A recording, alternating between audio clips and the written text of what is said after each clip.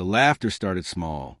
A quick snore from somewhere in the front row, followed by the low chuckle of a man who clearly thought he'd just witnessed something amusing. It spread in ripples. Soft at first, then louder, bolder, like a wildfire feeding on dry brush. The object of the joke was a single man standing in the narrow galley that separated economy from the gleaming sanctuary of first class. He was tall, broad-shouldered, dressed in a dark, tailored suit that fit like it had been cut for him alone. His shoes shone, his tie was understated, his watch elegant but not ostentatious. He carried no designer luggage, just a single leather briefcase worn smooth at the corners from years of use. What drew the laughter wasn't his appearance. It was a disbelief that someone like him could possibly belong here. "Sir," the flight attendant said, planting herself firmly in front of him, "this section is reserved. You'll need to turn around and find your seat in economy." Her tone wasn't the neutral efficiency of airline protocol. It was sharp, clipped, the voice of someone used to wielding a small sliver of power, like a blade. Her name tag read Brenda.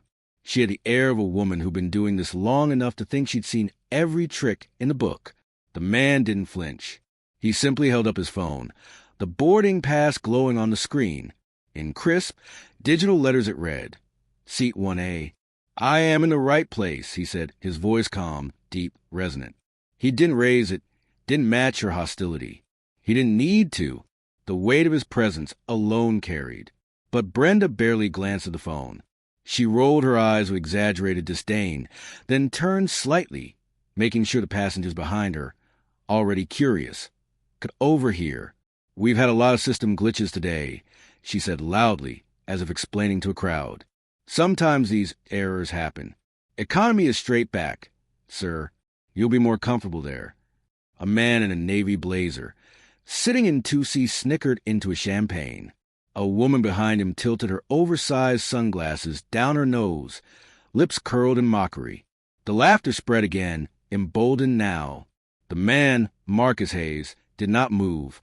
His expression remained unreadable, as if carved from stone. But inside, a familiar heaviness pressed against his chest. He had felt this before. In classrooms where professors assumed he was lost before he'd spoken a word. In boardrooms where investors mistook him for the driver instead of the visionary.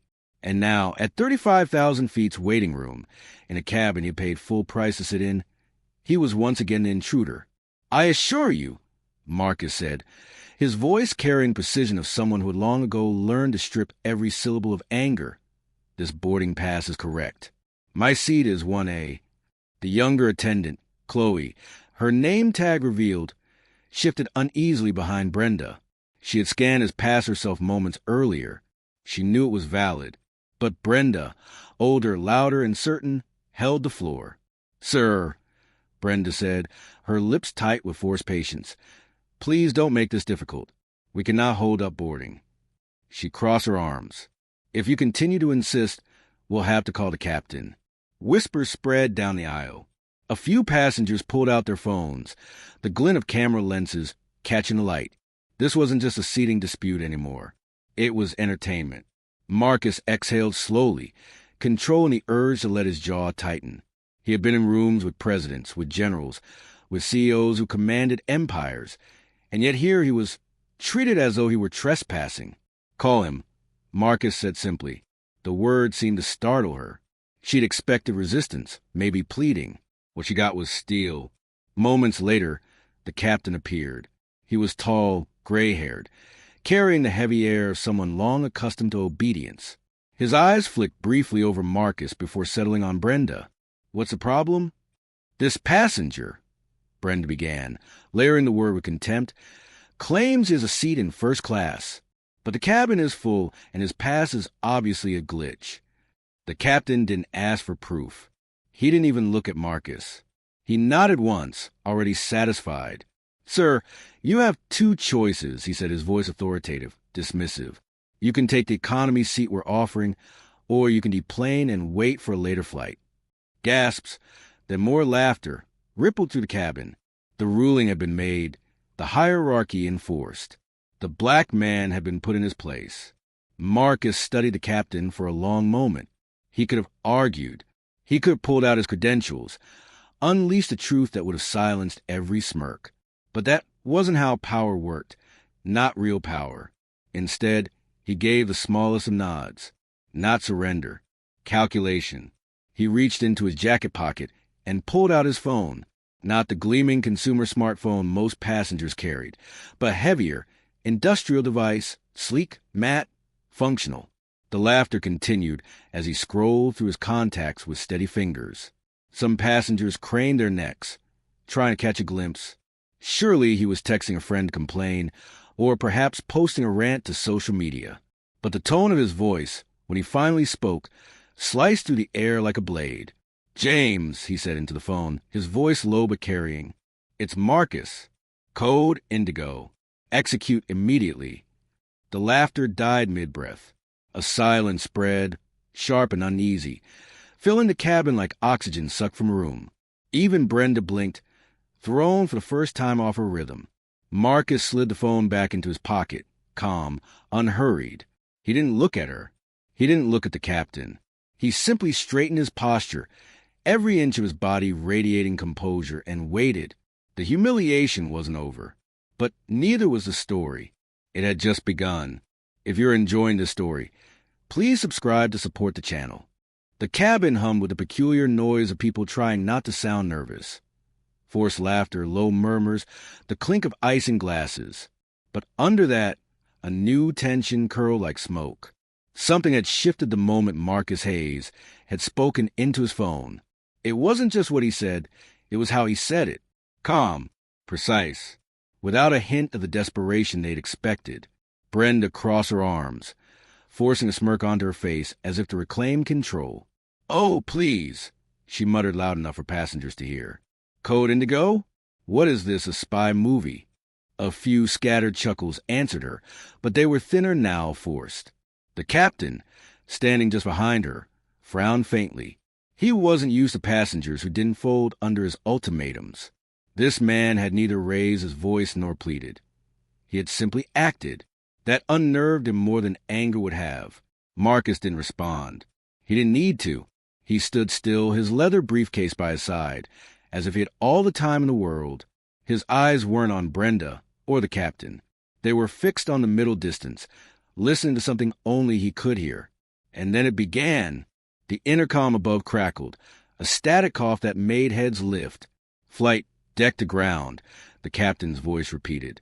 "Confirm clearance for pushback." Silence. Then a clip response. Aurafly 117 negative. Hold position at gate. Ground stop issued on your flight number. The captain stiffened. "Ground stop? That can't be right. On whose authority?" "Corporate," came the flat reply. "Override priority alpha. Maintain position. Do not close cabin doors." The words rolled through the aircraft like a cold front. A ground stop wasn't a small thing. It was an emergency brake on the entire system, the kind of order that could cost millions by the hour. And priority alpha wasn't a phrase crew or passengers heard every day. Marcus didn't move. He simply adjusted his cuff and exhaled as if he'd been waiting for confirmation. Brenda's smirk faltered. She turned toward the captain, whispering urgently, but whispers carried in a confined cabin. "What the hell does that mean? Corporate override? Did you know anything about this?" The captain shook his head, his frown deepening. He pulled out his flight-issued tablet, tapping furiously. The screen glowed with updates from the airline's operations center. His lips thinned. He didn't look up. Passengers began leaning into one another, whispers sparking. "Ground stop. Corporate. Override." The language was technical, but the unease was universal. Marcus reached into his briefcase.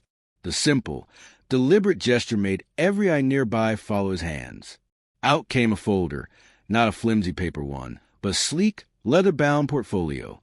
He placed it calmly on the galley counter, as if he were preparing for a meeting instead of enduring public humiliation.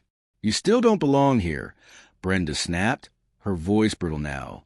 "We'll sort this out, but don't think you can just—" She cut off as a junior attendant, Chloe, returned from the cockpit corridor. Her face was pale, her hands trembling. She held a printed manifest. "Brenda," she whispered, though it carried. His name, it's on the list. 1A verified. A pulse of silence spread.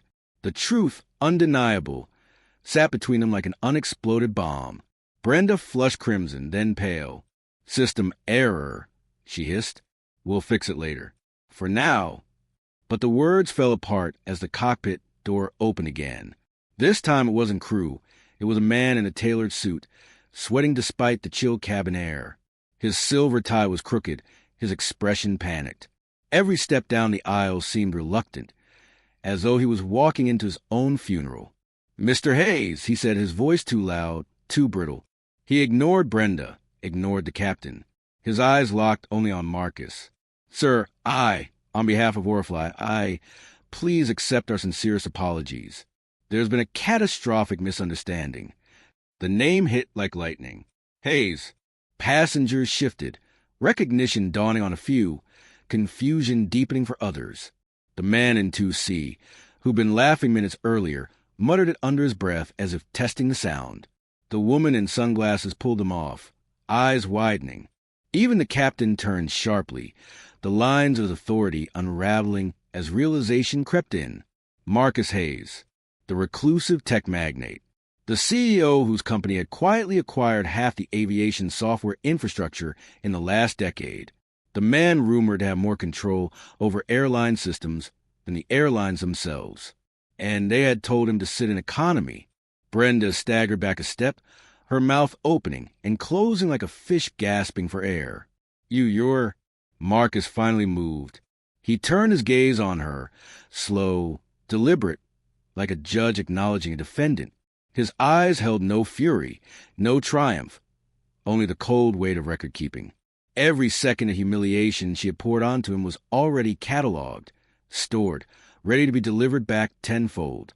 "I am exactly who I said I was," he said softly. The silence after his words was heavier than any shout could have been. The suited man, David Chun, Chief Operating Officer, rushed to fill it. "Sir, if you please take your seat. We will resolve this immediately. I assure you, those responsible will." Marcus raised a hand. Chun stopped mid-sentence. The authority in that small gesture was unmistakable. Not the authority of volume or rank, but of someone who owned the very ground they all stood on. For the first time since boarding, Marcus moved toward his seat. Passengers parted instinctively, some avoiding his gaze, others staring in open awe. He set his briefcase down, slid into 1A, the seat he'd been denied, and adjusted his jacket with quiet finality. The pristine pillow and blanket still lay untouched, waiting for him all along. Across the aisle, the man in 1B shifted uncomfortably, trying to make himself smaller. He had laughed earlier. Now he couldn't look up. Brenda stood frozen near the galley, her career unraveling in real time. The captain hovered nearby, his authority shredded. Chloe's eyes brimmed with tears, guilt etched into her trembling hands. Marcus leaned back, closed his eyes briefly as though this entire ordeal had cost him something deeper than patience.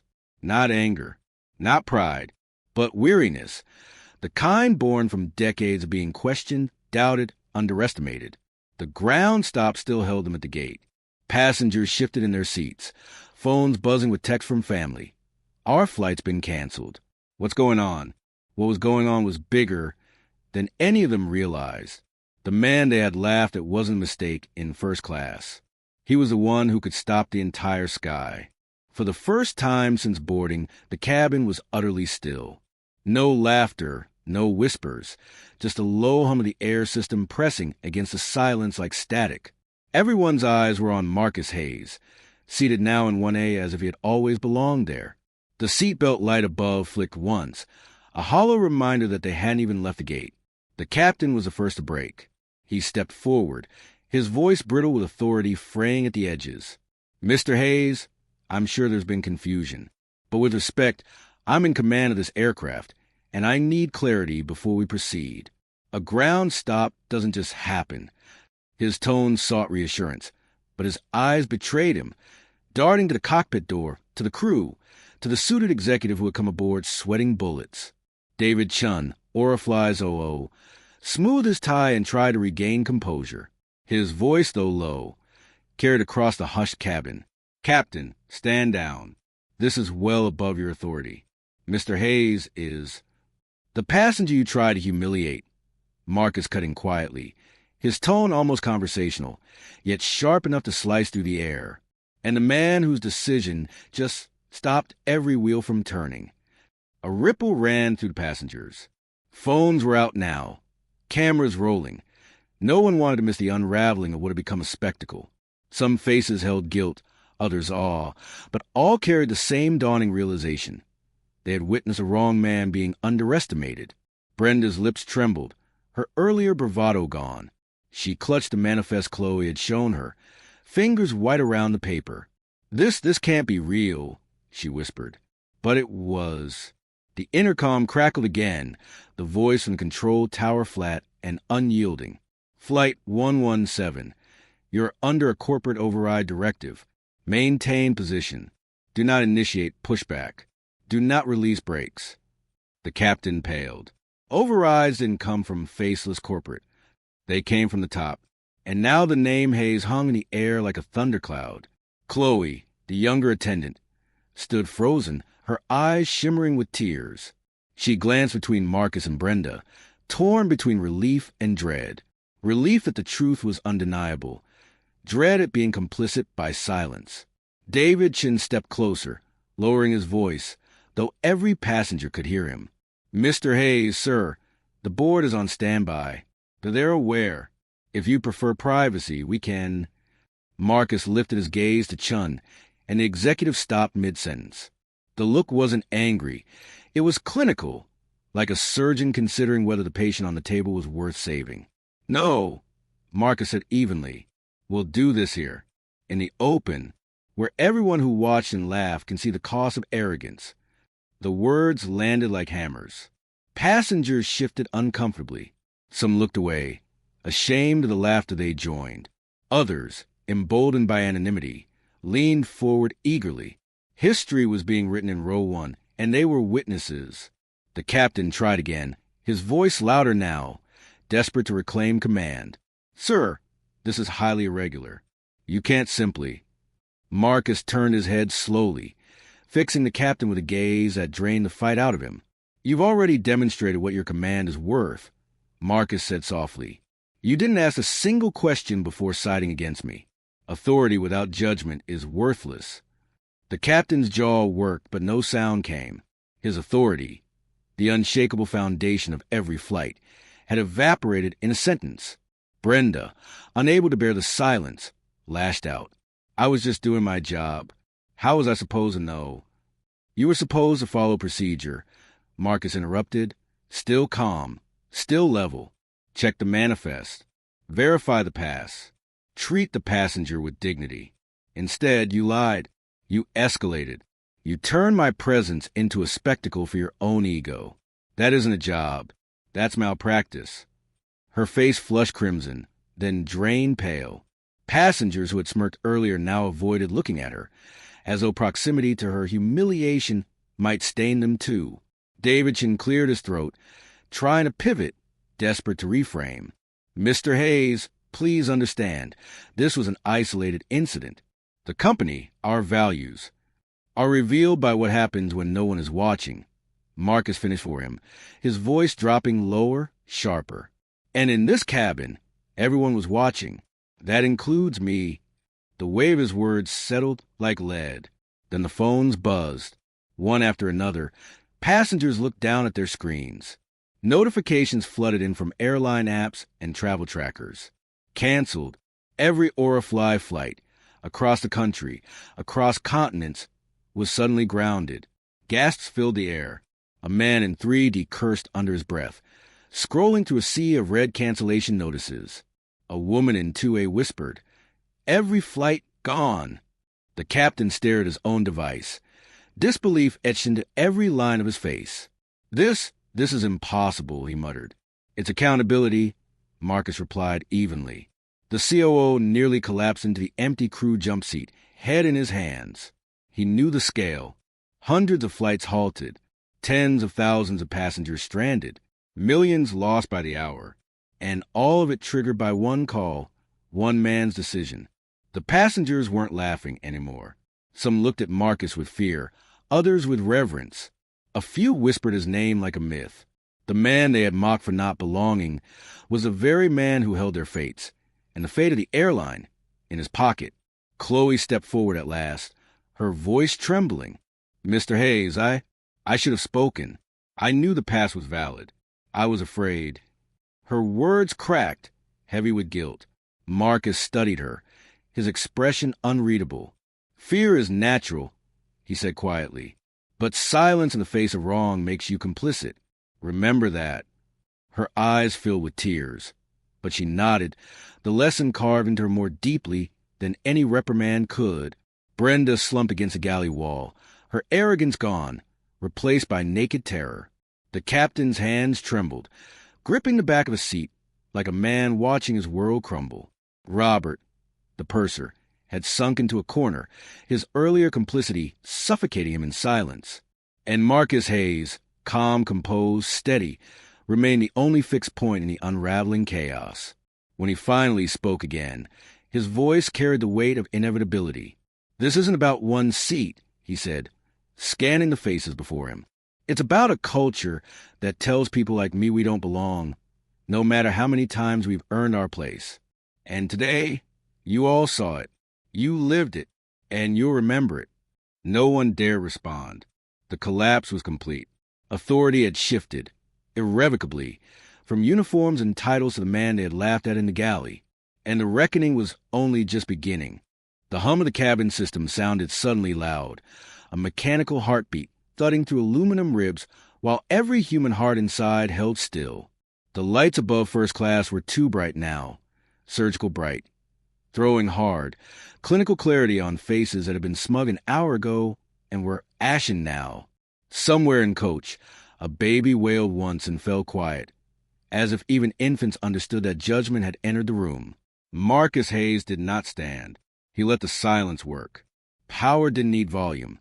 It needed patience.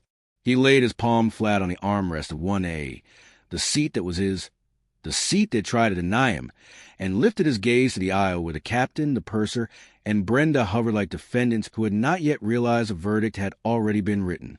"Mr. Chun," Marcus said at last, his voice quiet and level. The COO snapped to attention, as if pulled by wire. "Sir, leave the cabin doors open. This is not be resolved in whispers," Marcus said. "Everyone who watched the problem will watch the solution." A faint, involuntary murmur ran through the passengers, equal parts dread and fascination. A man 2 rows back lowered his phone, suddenly embarrassed to be filming. A woman in 2A folded her hands and stared straight ahead like a penitent awaiting a bell. Marcus motioned with 2 fingers. Brenda stepped forward. She did, legs stiff, hands clasped so tightly the knuckles blanched. The name tag that had glinted with self-importance before now flashed like a warning light. Brenda Hollis. Closer. Her makeup looked hastily repaired, a cracked mask on a shaking face.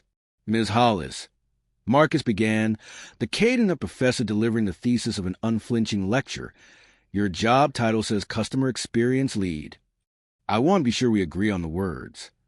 Her throat bobbed. "Yes, sir. Lead means you are the example.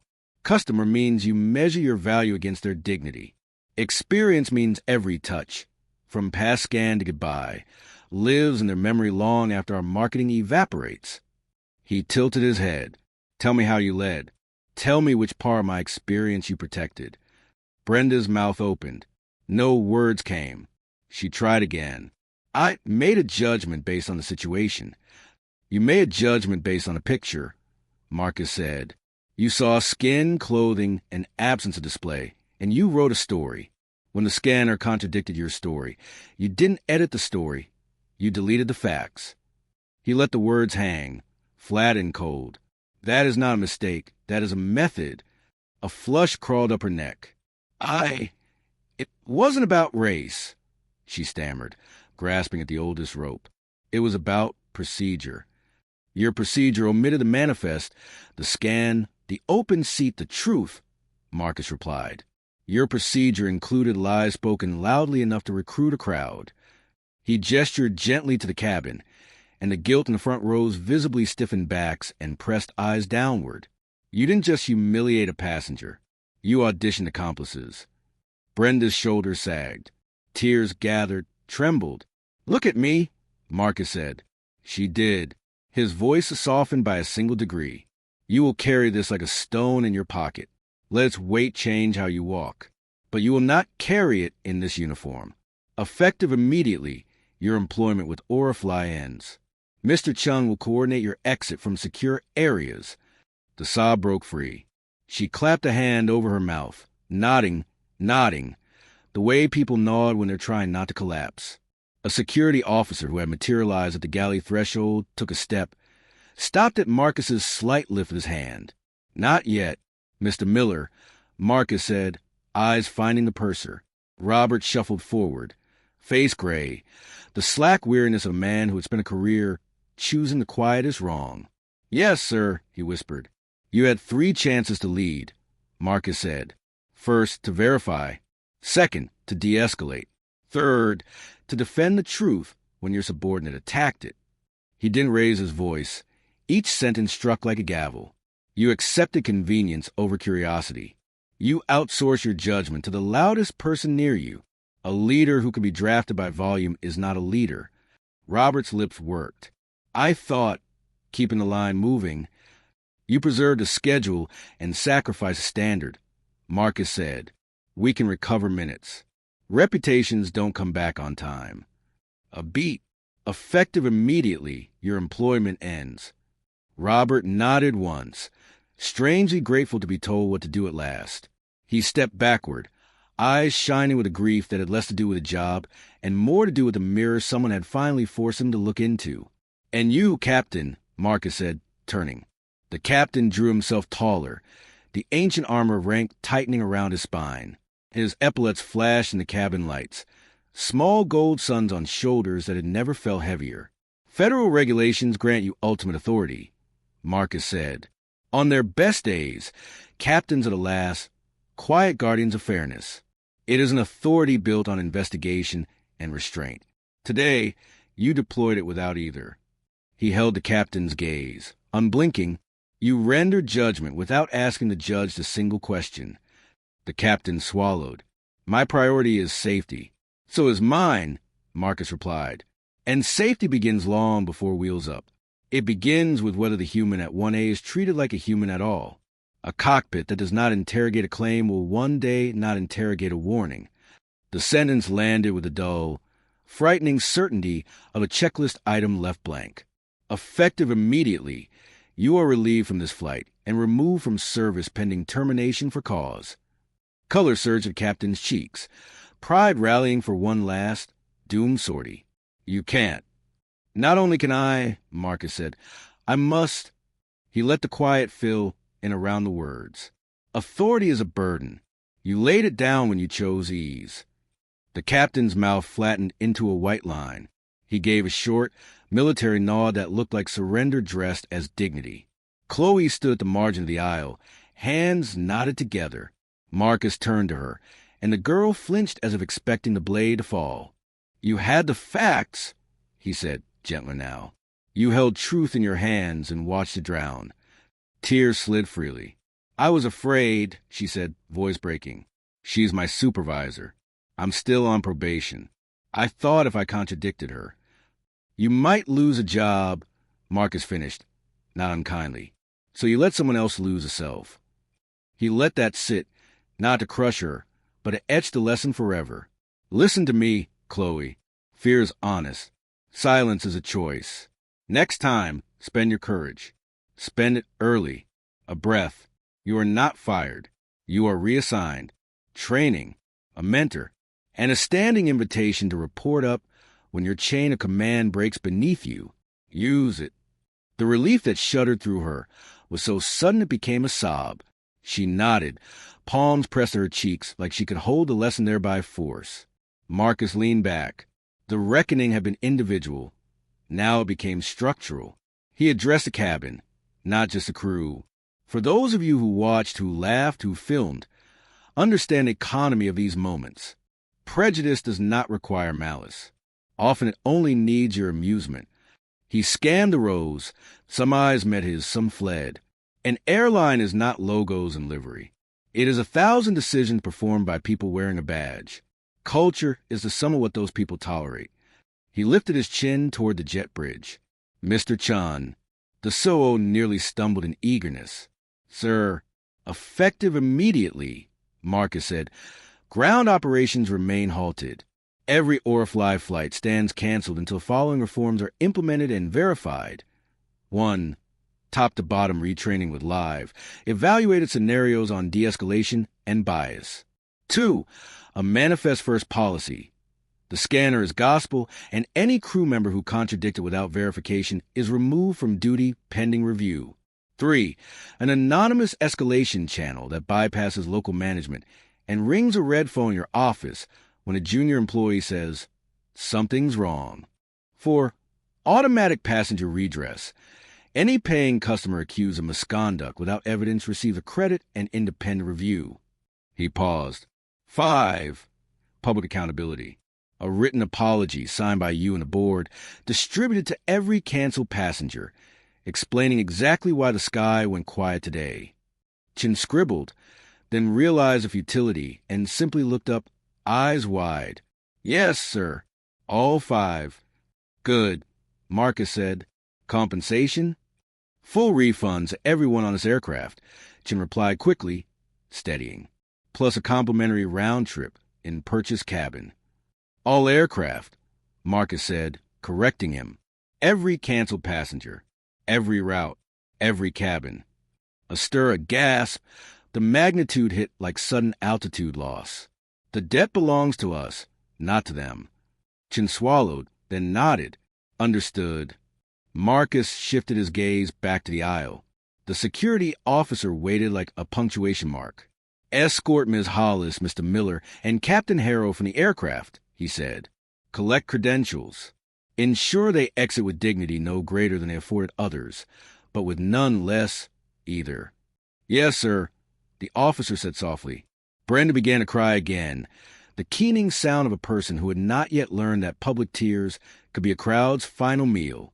Robert walked as if marching toward relief. The captain kept his eyes forward, jaw clenched, a man who had discovered the edge of his uniform. They passed the rows in a procession of consequence.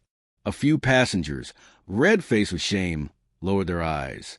Others watched with stunned fascination, the way people stare at eclipses despite warnings. When the trio disappeared into the jet bridge's steel mouth, the cabin exhaled for the first time in an hour. Marcus looked to Chloe. Water, please. She startled. Of course. She moved with a crispness born not of fear now, but of purpose, returning with glass that trembled only a little in her hand. He accepted it with a nod that said more than any speech about second chances. He took a small sip, set it down, and unfolded his leather portfolio. The ritual of ordinary business in the aftermath of extraordinary justice made the moment feel even larger, like the quiet after a verdict when the world inches forward again under new rules. Mr. Chun, Marcus said, not looking up, tell the cabin. Chun inhaled, lifted the handset, and spoke into the aircraft's veins. Ladies and gentlemen, this is Orifly's Chief Operating Officer. On behalf of our company, I offer profound apology for what you witnessed and endured. We failed. Our owner has directed an immediate halt to operations until we can guarantee a culture worthy of your trust. You will receive full refunds and complimentary round trips. We will be transparent about our reforms. The sky will not open until we are better. He hung up, voice frayed, eyes glassy. In 1B, the man who had laughed at champagne level whispered, I'm sorry, without daring to look at Marcus. In 2A, the woman who had stared straight ahead finally turned and met his eyes. She gave the smallest nod, respect, not performance. Marcus rested his head against the seat for a moment, letting the weight of it all run through him. Justice wasn't a victory. It was maintenance. You sharpened the blade. You did not celebrate the edge. The jet bridge shuddered. A new crew stepped aboard, measured, quiet, like a relief team entering a cathedral after a storm. Their purser, a woman in her 40s with steady, unflinching eyes, approached 1A and inclined her head. Mr. Hayes, she said, Voice warm but professional. We are honored to serve you and everyone on board. May we begin anew. Marcus looked past her, through the oval window, where the afternoon sun burned a clean line along the tarmac. Begin, he said. The reckoning was over. The rebuilding would fly next. The engines outside the window whined, restless, eager to push the aircraft free from the gate. But they stayed leashed. The jet bridge still clamped to the fuselage like a hand refusing to let go. The passengers shifted in their wide leather seats, the new crew poised like soldiers awaiting orders. The air itself seemed to vibrate with anticipation, heavy with the knowledge that something larger than a flight delay was happening here. Marcus Hayes sat in 1A, shoulders relaxed, glass of water untouched at his side. His phone rested on the armrest, black screen reflecting only the bright overhead light. It wasn't a consumer device. It was a master key, a silent blade sharper than any uniformed authority could wield. He picked it up and pressed a single button. The line connected instantly. "James," he said, his voice steady, calm. "Yes, sir," came the crisp reply from halfway across the continent. His chief of staff's tone carried the focus of a man surrounded by glowing screens and blinking servers. "Confirm execution," Marcus said. A pause and confirmed. Aurifly systems are in full lock. Every flight worldwide is grounded. Estimated passenger impact, 240,000. Estimated cost, 100 million per day. The COO, David Chun, blanched, pressing his hand to his forehead. The figures landed like blows. "Good," Marcus replied. He spoke as if the numbers were not financials but simple metrics, necessary inputs to repair a system. Now move to Phase 2. Notify FAA, DOT, and all relevant authorities. File it under Indigo Protocol. The record must show this was not a failure of mechanics. It was a failure of culture. "Yes, sir." "Draft the press release," Marcus continued. "Full admission of fault. My name on it. Not a single excuse. Not a single deflection. Aurifly must bleed in public where the infection will survive." "Yes, sir." "Begin compensation protocols globally. Refunds processed within 24 hours. Complimentary round-trip credits issued within 48. Prioritize communication. Stranded passengers must feel seen before they feel angry. Already in motion." Marcus ended the call. He set the phone down gently, the way a surgeon sets down a scalpel after the last incision. The silence in the cabin was absolute. Everyone had heard enough. Snippets of the call, the tone, the inevitability. Even those who didn't understand the jargon understood the outcome. This man had just reached into the sky and pulled every plane back to Earth. The captain who remained, replaced now, stripped of authority, sat in silence 2 rows back, a relic of a past already overwritten. Brenda's sobs had faded into the distance of the jet bridge, but the echo of her arrogance still lingered like a ghost. Marcus leaned forward, elbows resting lightly on his knees. He spoke not to Chun, not to the crew, but to the passengers who had watched this drama unfold. "You are all inconvenienced," he said evenly. "You'll miss meetings, dinners, connections. You will curse the name Aurifly before this day is over." His eyes scanned the rows, meeting shame, awe, fear. "Good, because inconvenience is memorable. It lingers. And the lesson must linger too. The world doesn't change because of lawsuits or slogans. It changes because someone loses enough comfort to demand better." No one moved. No one dared reply. But the weight of his words pressed into every chest like altitude. A man in 3D, the one who had cursed earlier, raised his hand slightly, hesitant, like a schoolboy. "Sir, forgive me, but all of this for one seat?" Marcus turned his head slowly. His eyes were not angry, but they were unyielding. "No, for every seat. For every boarding gate where someone's been told, with a smile or a sneer, that they don't belong. For every quiet humiliation that never made it to film. For every system that let it happen because correcting it was inconvenient." The man dropped his gaze, chastened. Davidson cleared his throat, voice hushed. "Sir, the board they'll panic. Shareholders." Marcus cut him off. "Let them. Panic precedes reform." I didn't buy this airline to make it profitable in quarters. I bought it to make it accountable in decades. The SOO nodded, chastened, obedient now in a way no board member had ever been to him. Marcus straightened, leaning back into the wide leather of 1A. He closed his eyes for a moment, exhaustion etching faint lines deeper into his face. Not the exhaustion of a man who had fought, but of one who had carried this weight for years. The endless proving, the constant disbelief, the demand to justify his presence in every room. This time, the justification had been undeniable. Chloe, the junior attendant, approached hesitantly. Her voice trembled but carried sincerity. "Mr. Hayes, I'm sorry. I should have spoken up. I'll never forget this." Marcus opened his eyes and regarded her. "Good," he said softly. "Remember, and when it's your turn to lead, don't let silence be your policy." She nodded, tears shining, the words searing into her more deeply than any reprimand. The new purser stepped forward. "Mr. Hayes, the cabin is ready. We are awaiting your instruction for departure." Marcus considered her for a long moment. "Depart," he said simply. The doors closed. The jet bridge retracted. The engine spooled to life, a low thunder rolling beneath their feet.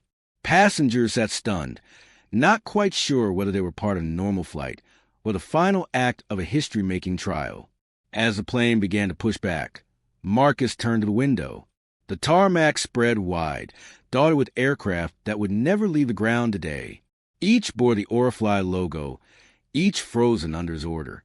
It was a landscape of consequence.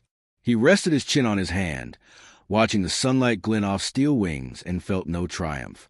Only the steady, weary satisfaction of a duty fulfilled. True power was never about revenge. It was about correction. And correction was rarely pleasant. As the nose of the plane turned toward the runway, Marcus Hayes closed his eyes once more. Behind him, passengers whispered his name. Ahead of him, the horizon beckoned. And above him, the sky waited, emptied, grounded, silenced by one man's call. If you like this story, please subscribe to support this channel.